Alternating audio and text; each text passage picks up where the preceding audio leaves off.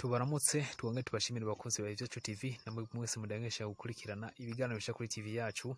Ikaze ku makuru atandukanye, turagaruka kandi muri kahise turabira hamwe ivy'intambara yiswe ya Kagera. Ni intambara yahujije ibihugu bibiri, igihugu ca Tanzania n'igihugu c'u Buganda. Intambara yavanye mu kwezi kw'icumi 1978 ikageza mu kwezi kwa gatandatu 1979. Twarangije igice ca mbere aho twagarutse ku kungena igisirikare ca Amini cinjiye muri Tanzania cishongora kigafata Kagera. Reka muri bwa buryo nyene tubandanye inkuru yacu uko Kagera yaje kuva mu biganza vya Amini nuko yaneshejwe.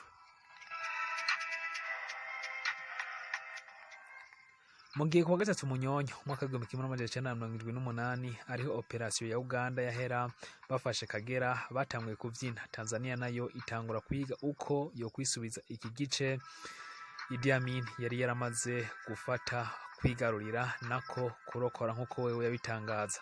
Kuva ku igenekerezo rya 9 Gitugutu umwaka w'1978 amaradiyo ya Uganda yagenda atangaza yuko igisirikare cabo caronse itsinzi vyoroshe cane muri Tanzania, bashobora no kurokora Kagera. Tanzania yoyo yararuciye irarumira ku vy'intambara, aho kugeza kwa 31 Gitugutu aho mu makuru y'isaha imwe kuri radio y'igihugu umumenyesha makuru yariko atangaza yemeje ko nyabona Tanzania yatewe, ndetse ko igisirikare ca Tanzania catanguye kwisuganya kugira gisubize ibintu mu buryo.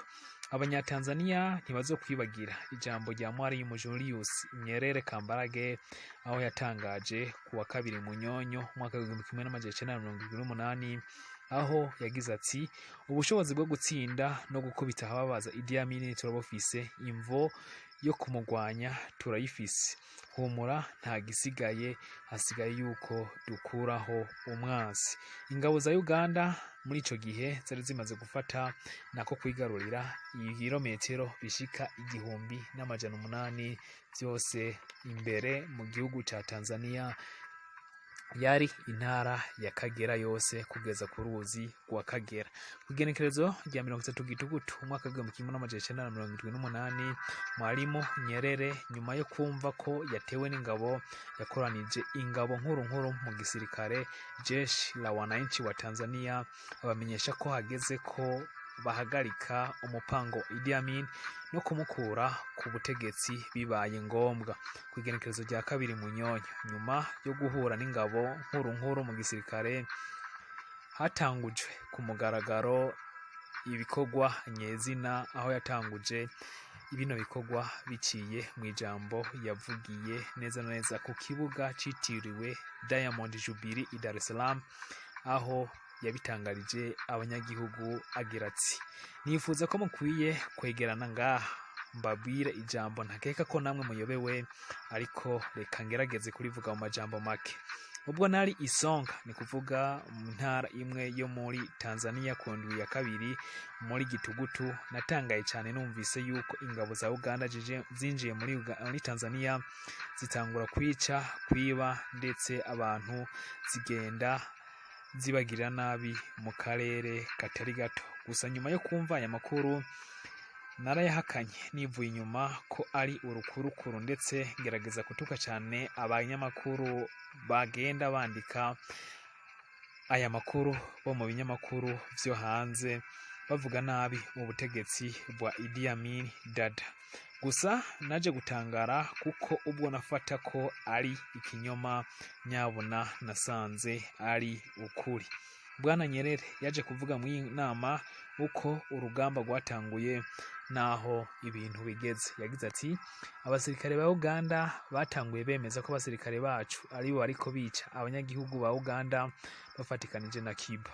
Gusa kuva ku wa 4 indege z'intambara zaje zitangura gusuka ibisasu ku butaka bwacu, ingabo zizirasaho amasasu zirata zirahunga, imwe ndetse yarakorowe ishigwa hasi. Kuwa 5 naho indege zaje mu gace ka Kiaka zimishagiraho ibibombe zibiri nazo zishigwa hasi, no kuvuga zirakoroka. Nyerere ntiyarehereje ngaho, ndetse yabandanije yemeza yuko indege za Tanzania nazo zahuye n'uruva gusenya zirakorogwa mu buryo bwo kwibesha kuko ariko vyama bimeze mu rugamba. Yagize ati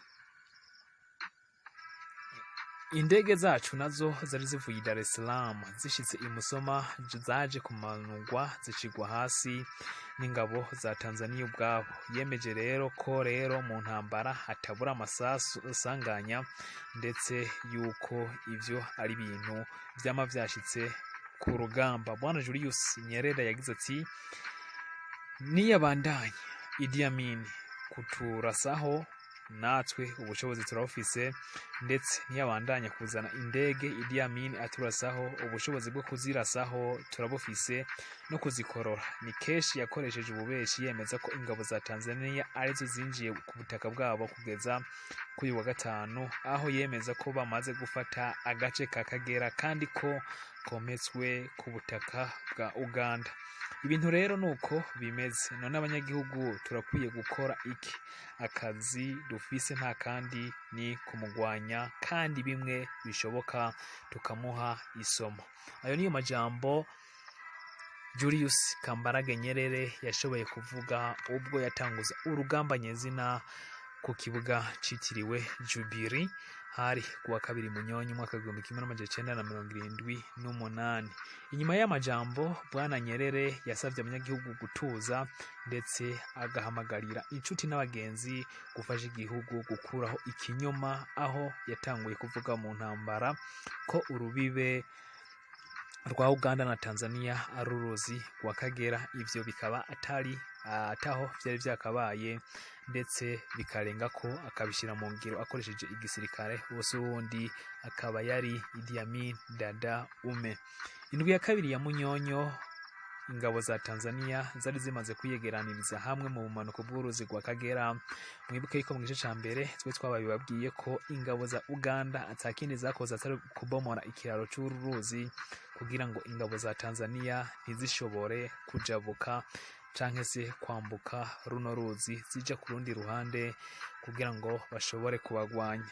Kugira rero babigereho, ingabo za Tanzania zari mu manuko bw'uruzi rwa Kagera zatanguye kurungika imvura y'amaroketi mu buraruko mu gice cagenzurwa n'ingabo za Idi Amin. Ibi biroketi vyatumye ingabo za Uganda zitazirahunga.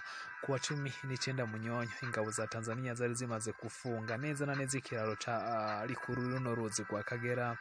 Ingabo, imiduga y'intambara n'ibifaro bibafasha kujabuka rero babasha kujabuka kino kiraro inyuma yuko bari bamaze kugifunga, naho icyari cyaramaze kononwa n'igisirikare ca Uganda mu gutinya yuko bashobora kubarasaho. Kugenekerezo rya 22 Munyonyo mwaka 1978 ingabo za Uganda zari zimaze guta zirahunga igice cyose ca Kagera. Zari zarafashe cangana n'ibirometero 1,800 zari zaramaze kuba zifata. Tanzania rero ikaba yacitangura operation idasanzwe, ndetse intambara zagiye ziba ingabo zagaragaza kwihagarara ko zikaba nazo zagiye zimishwaho imvura y'amasasu zirata zirahunga zihungira mu gihugu c'Ubuganda. Aha bagenda barokora n'izindi ngabo za Tanzania zari zimaze igihe kitari gito zihangana n'ingabo za Uganda. Aho hakaba haheze indwi zitatu zose muri kino gice. Zino ngabo zikaba zari zirimwo zihangana n'ingabo z'Ubuganda. Akaba haheze indwi zishika zitatu zihanganye n'izi ngabo z'Ubuganda. Nyuma yo gufata aka gace mu misi 4 yonyene y'urugamba, Mwarimu Julius Nyerere Kambarage yagendeye ingabo ashika ku mirongo y'urugamba kugira arabe uko agace kamaze gufatwa Kagera kamerewe. Ni kuvuga rero yuko urugamba rwo kubohora Kagera igisirikare ca Tanzania cyarukoze mu misi 4 gusa.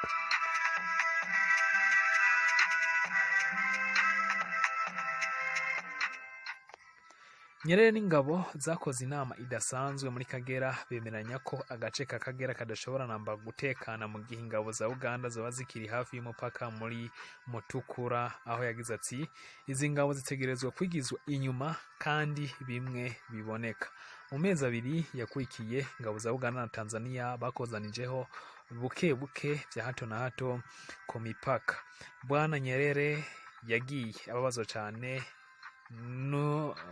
n'ishyirahamwe nyafurika ryitwa OIWA, aho yabona yuko ataco ryigeze rikora namba kugira ngo ino ntambara ishobore guhagara, ndetse akaba yarabagiriza yuko Idi Amin yakoze ibikorwa byose yishakiye ariko aba bakaruca bakarumira.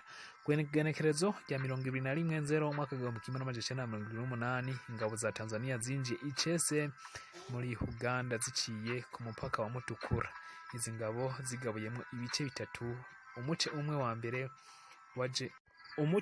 wa mbere waje utumbereye neza na neza ingabo kugira ngo bashobore guhangana n'umwasi, naho iyindi mice itatu igenda ku ruyeri yinyegeje.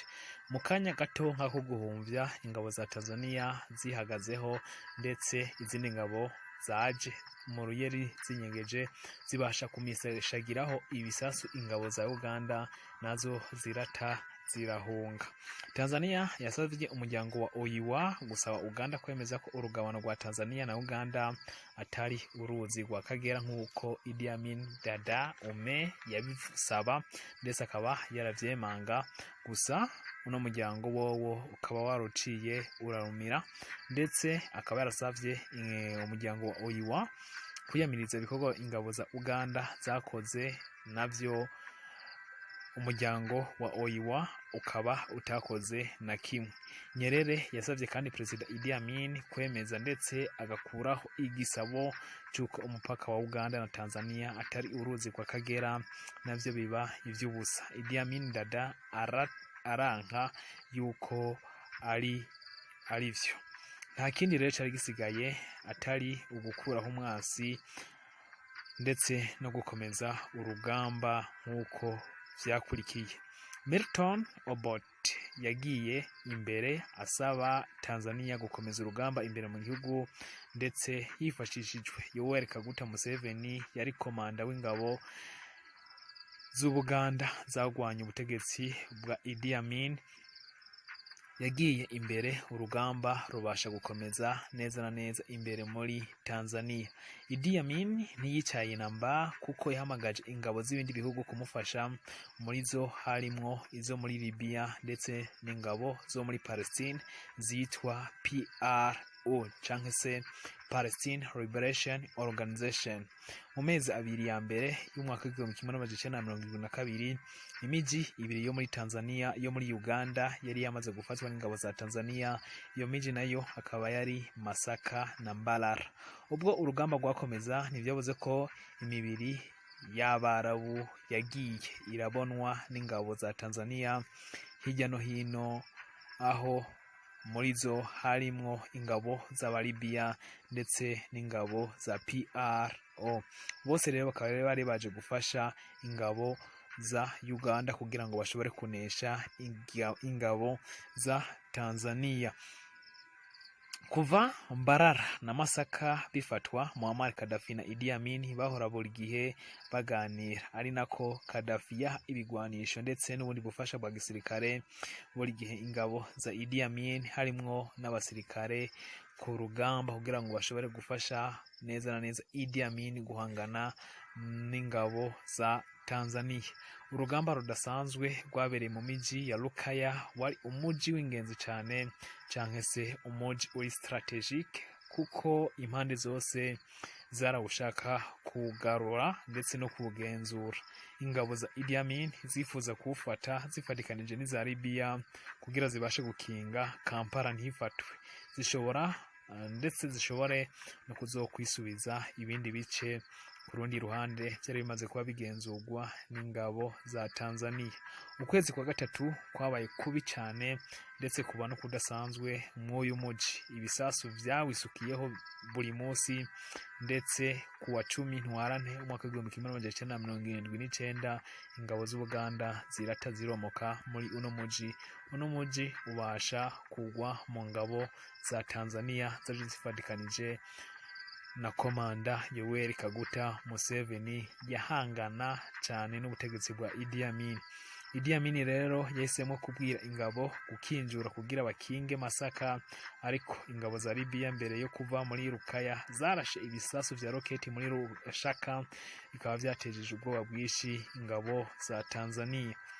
Urugamba rwa Rukaya rwabaye rubi cyane kuko Tanzania imbere n'inyuma urugamba rwabaye rubi ku buryo abasirikare bashika 200 ku ruhande rw'ingabo za Libya n'200 ku ruhande rw'ingabo z'Abanya-Uganda aribo vyemezwa yuko zashoboye gupfa. Gusa ibi akaba ari ibitangazo cyane n'uruhande rwa Tanzania, bo bakaba bemeza yuko bashoboye kubura ingabo 8 ku ruhande rwa Tanzania. Itsinzi ya Rukaya yabaye imwe mu zafunguye inzira yo kwerekeza i Kampala ku mugwa mukuru w'Ubuganda, aho tuzorabira hamwe mu kiganiro kizokurikira urugamba neza na neza rw'i Kampala, uko byagenze nuko Kampala yaje kugwa mu minwe y'abasirikare ba Tanzania. Ibi bikaba byatumye rero Idi Amin arahunga. Nizere ko mwashoboye kumenya byinshi cyane kuri runo rugamba, na cyane tumirira kutazocikwa igice kigira gatatu mu ntambara cyaranze intambara ya Kagera yahujije Tanzania hamwe n'Ubuganda. Muri kumwe nanje François Ntakarutimana na Gahwane.